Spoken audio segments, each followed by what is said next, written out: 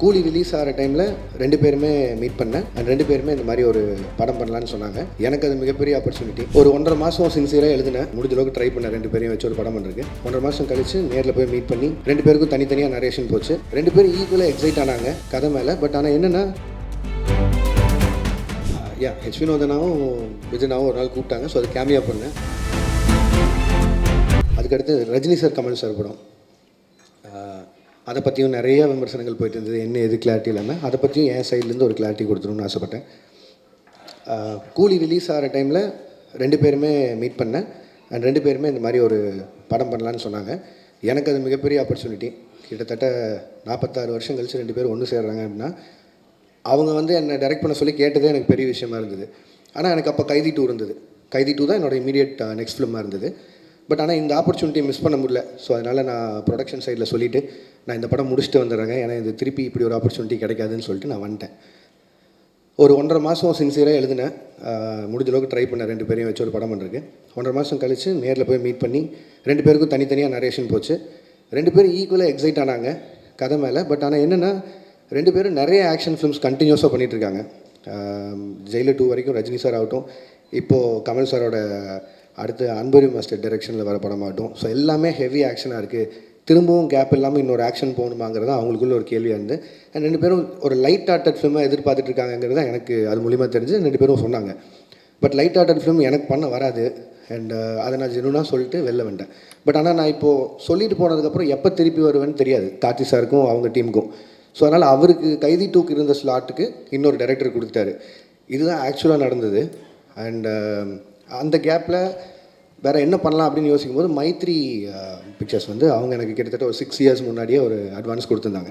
சரி, அந்த கமிட்மெண்ட்டை கிளியர் பண்ணிடலான்னு யோசிக்கும்போது எனக்கு அல்லு அர்ஜுன் சார் ரொம்ப பிடிக்கும். ஒரு 3-4 வருஷமாக பேசிகிட்டு இருக்கோம் ஏதோ ஒரு படத்தில் கொலாப் பண்ணலான்னு. ஸோ இது எல்லாமே சேர்ந்து அமைஞ்சு வந்த மாதிரி இருந்தது. ஸோ இந்த கேப்பை யூஸ் பண்ணி இப்படி ஒரு படம் பண்ணிட்டு வந்துடலான்னு யோசிச்சது தான். அதுவும் நிறையா சம்பளம் கேட்டேன், அதனால கைதி 2 பண்ணல அப்படிலாம் போட்டுதான். அப்படிலாம் இல்லை, சம்பளம்ன்றது உங்களுக்கு தெரியும், மார்க்கெட்டும் ப்ரொடியூசரும் நிர்ணயிக்கிறதா. நான் எவ்வளோ டிமாண்ட் பண்ணாலும் நம்ம படம் என்ன பண்ணியிருக்கோம் அதுக்கு தகுந்த மாதிரி தான் நம்ம சம்பளமும் இருக்கும். ஸோ அந்த ஒரு விஷயம் கிளியர் பண்ணணும்னு நினச்சேன். லாஸ்ட் வீக் அவங்க எல்லோரையும் மீட் பண்ணி பேசிட்டேன். ஸோ என்னோடய அடுத்த படம் கைதி 2வாக தான் இருக்கும். அது ஏன் நான் ரொம்ப சால்ட்டாக சொல்கிறேன்னா, அந்த எல்சியூ இல்லை, எல்சியூ க்ளோஸ் ஆகிடுச்சு அதெல்லாம் போட்டிருந்தாங்க. அது வந்து ஜி ஸ்குவாட் இல்லை. ஜி ஸ்குவாட் க்ளோஸ் பண்ணுறேன்னா நான் க்ளோஸ் பண்ணிடலாம். எல்சியூன்றது வந்து ஃபர்ஸ்ட் ஆஃப் ஆல் அந்த பேரே நான் வைக்கல. அது வந்து ஃபேன்ஸாக அவங்க தேரியில் எல்சியூன்னு ஒரு நாள் சொன்னது, நான் அதை ஃபாலோ பண்ணிருக்கேன். ஸோ அதை டக்குன்னு நான் ஒருத்தன் மட்டும் முடிவு பண்ணி இல்லை எல்சியூவில் படம் வராது அப்படிலாம் சொல்ல முடியாது. கைதி 2 ஆகட்டும், விக்ரம் 2 ஆகட்டும், ரோலக்ஸ் இண்டிவிஜுவல் ஃபிலிம் ஆகட்டும், இதெல்லாம் என்னோடய கமிட்மெண்ட்ஸ். ஸோ இதை நான் பண்ணாமல் போக முடியாது. இது எல்லாமே என்னோடய கமிட்மெண்ட்ஸ். ஸோ அதனால் எல்சியூ மூடப்படலை, திருப்பி ஓப்பன் ஆகும். இந்த அல்லு அர்ஜுன் சார் படம் முடிச்சோன்னே அது இப்போ தான் ஆக்சுவலி ப்ராப்பராக ஓப்பன் ஆகும்னு நினைக்கிறேன். அண்ட் அதுக்குள்ளே ப்ரொடக்ஷனில் பென்ஸ் இருக்குது, அதுவும் எல்சியூக்குள்ளே தான் வருது. ஸோ ஏதோ ஒரு பாயிண்டில் எல்சியூ சம்மந்தமான படங்கள் வந்துகிட்டே இருக்கும். இந்த சென்சார் இஷ்யூ கூலிலையும் ஏ சர்டிஃபிகேட் வந்திருந்தது, ஜனநாயகலையும் அது பாதிக்கப்பட்டிருக்கு. அது எப்படி சார் பார்க்குறீங்க இந்த 2 கொஸ்டின்? சார், டிசியில் அவன் சார் பண்ணிருக்கேன், அது அருண் மாதேஸ்வரன் படம். இது வந்து ஹெச் வினோதனாவும் விஜயனாவும் ஒரு நாள் கூப்பிட்டாங்க. ஸோ அது கேமியா பண்ணேன். அது அவ்வளோதான் என்னால் சொல்ல முடியும், அதுக்கு மேலே அவங்க பேசிங்க. அண்ட் ரிகார்டிங் சென்சார் போர்ட், நான் கூலி சொல்லணுன்னா அதுக்கும் நிறைய விமர்சனம் வந்தில்லை. ஏன் ரஜினி சார் ஏ சர்டிஃபிகேட் அப்படின்னு சொல்லி. சரி, ஏ சர்டிஃபிகேட் வாங்கணும்னு போல எனக்கு என்ன ஆச்சுன்னா, சென்சார் போர்டில் ஃபர்ஸ்ட் சென்சார் பண்ணி முடிச்சோன்னே தி அட்வைஸ் வித் 35 கட் சொன்னாங்க. அப்புறம் ஒரு 9 மியூட்ஸ் இருந்தது. மியூட்ஸ் கூட ஓகே, எனக்கு பிரச்சனை இல்லைன்னு சொல்லிட்டேன். பட் 35 கட்டுங்கிறது வந்து என்னால் அன்றைக்கி ஏற்றுக்க முடியல. இப்போ படம் ரிலீஸ் ஆனதுக்கப்புறம் ஆல்ரெடி நிறைய இடங்கள் புரியலன்னு சொல்லி சொல்கிறாங்க. மேபி அது ஐல் டேக் த ப்ளேம்.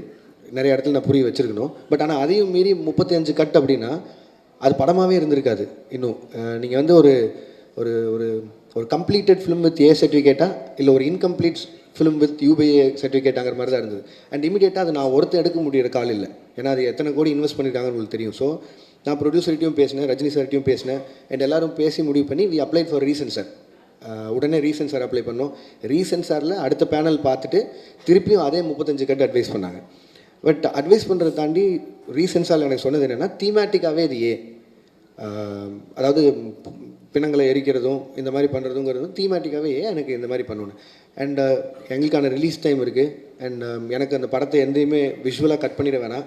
இது எல்லாத்தையும் மனசில் வச்சுட்டு ரஜினி சாரோட அட்வைஸை எடுத்துகிட்டு அண்ட் தென் வி டிசைடட். ஏன்னா ஒரு ஏ சர்டிஃபிகேட் வந்ததுனால மட்டுமே ஒரு 40-50 கோடி வருமானத்தில் லாஸ் இருக்க மாதிரி இருக்கும். பட் ஆனால் அது சன் பிக்சர்ஸ் எனக்கு கொடுத்த ஃப்ரீடம், ரஜினி சார் எனக்கு கொடுத்த ஃப்ரீடம், லோகேஷ் உங்கள் காலாக இருக்கட்டும், உங்களுக்கு என்ன தோணுதோ பண்ணுங்கன்னு.